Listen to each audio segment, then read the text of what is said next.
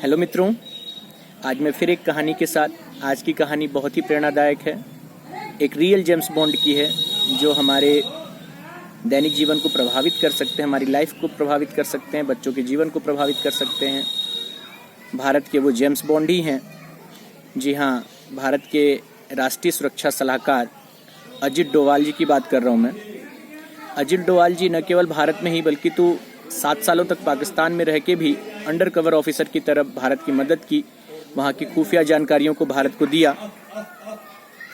परंतु इनका जीवन अगर शुरू से हम देखें तो 20 जनवरी 1945 में उत्तराखंड के गढ़वाल डिस्ट्रिक्ट में इनका जन्म हुआ। इनके पिताजी भारतीय सेना में एक ऑफिसर पोस्ट पे थे, जिससे इनका जीवन भी देश प्रेम के लिए कटिबद्ध था।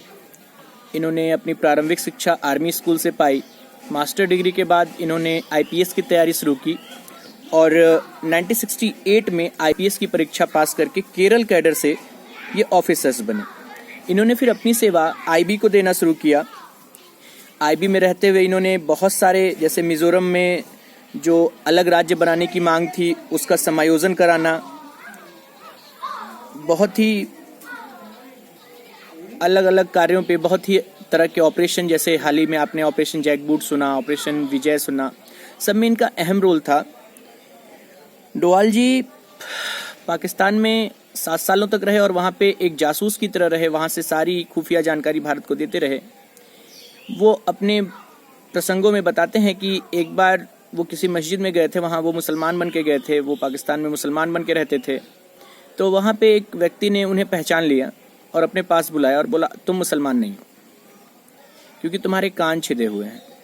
तो इन्होंने कहा, हाँ मैं पहले हिंदू था, फिर मैंने अपना धर्म परिवर्तन करा लिया, मैं मुसलमान बन गया। पर उस आदमी ने कहा, ना तुम मुसलमान नहीं हो, तुम इसकी सर्जरी करा लो वरना पकड़े जाओगे। ऐसा मैं इसलिए कह रहा हूँ क्योंकि मैं भी एक हिंदू हूँ, मैं यहाँ मुसलमान बन के रह रहा हूँ। इस बात से पता चलता है कि पाकिस्तान में मुसलमानों के साथ बड़ी त्रासदी थी और इसके बाद भी बहुत सारे ऑपरेशन उन्होंने किए। अजित डोवाल पाकिस्तान में अंडरकवर ऑफिसर की तरह रहते थे। इसके अलावा पंजाब में एक बार हिंसा हुई थी, आपको याद होगा 1988 के करीब में, जहाँ पे कुछ आतंकवादियों ने अमृतसर में जो टेम्पल है स्वर्ण मंदिर, उसको अपने कब्जे में ले लिया था। अब वहाँ पे भी डोवाल जी ने बहुत ही इंपॉर्टेंट भूमिका निभाई। कई दिनों तक वो वहाँ पे एक रिक्शा चालक बन के अंदर के जो भी आतंकवादियों के जो भी वहाँ पे क्रियाकलाप होते थे उसको उन्होंने नोटिस किया और सिक्योरिटी गार्ड के ऑफिसरों को, जो भी भारतीय सेना वहाँ पे लगी हुई थी उनसे आतंकवादियों से निपटने के लिए, उनको दिया। जिससे बाद में क्या हुआ कि वो ऑपरेशन भी सक्सेसफुल रहा। उस ऑपरेशन का नाम भी था शायद ऑपरेशन ब्लैक थंडर के नाम से वो ऑपरेशन जाना जाता है, जो अमृतसर में आतंकवादियों ने स्वर्ण मंदिर को अपने कब्जे में ले लिया था। उनकी कुछ मांगे थी, तो वो ऑपरेशन भी सक्सेसफुल रहा। उसमें भी डोभाल का बहुत ज़्यादा इन्फ्लुएंस रहा। इसके बाद हाल ही में अभी मोदी सरकार में आर्टिकल 370 जो कश्मीर से हटाया गया, उसके बाद बहुत सारे आतंकी कार्यक्रम थे, बहुत सारी प्रॉब्लम्स थी। तो डोभाल जी वहाँ पहुँचे और वहाँ के लोगों के साथ मिल के उन लोगों को समझाया कि आपके विकास के लिए ही ये आर्टिकल 370 हटाया गया है, और एक बहुत अहम वहाँ शांति स्थापित करने के लिए बहुत अहम भूमिका निभाई। अजित डोभाल जी ने अभी हाल ही में, अभी आपने न्यूज़ में देखा होगा कि कश्मीर में कई सारे टेररिस्ट मारे गए, उसका भी एक ऑपरेशन नाम दिया था ऑपरेशन जैकबूट।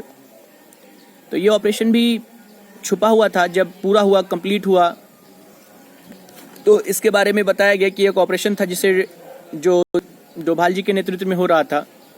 इस तरह से अपने उम्र के आईपीएस बनने के लेके, आईबी में कार्यक्रम देने से लेके और अब तक के जीवन में उन्होंने बहुत सारे ऑपरेशन को लीड किया है। आप इनके बारे में और ज़्यादा जानकारी चाहते हैं तो आप अलग अलग मीडिया सेंटर से ले सकते हैं, आपके पास गूगल है। वैसे इनके जीवन की बहुत रोचक घटनाएं हैं, अभी मैं आपको बहुत कम सुना पा रहा हूँ। अभी कम से कम इनके जीवन की बहुत सारी घटनाएं हैं जो मेरे यहाँ बुक में पड़ी हुई हैं। मैं ऐसे ही लिखता रहता हूँ, ऐसे ही खोजता रहता हूँ और आपको बताता रहता हूँ। तो और जानकारी के लिए आप मेरे चैनल को सब्सक्राइब करिए। जब भी मुझे मौका मिलेगा, जब भी मैं फ्री रहूँगा, ऐसे ही कुछ बातें आपसे करते रहूँगा और आपको बताता रहूँगा जो आपके लिए लाभदायक होंगी। Thank you.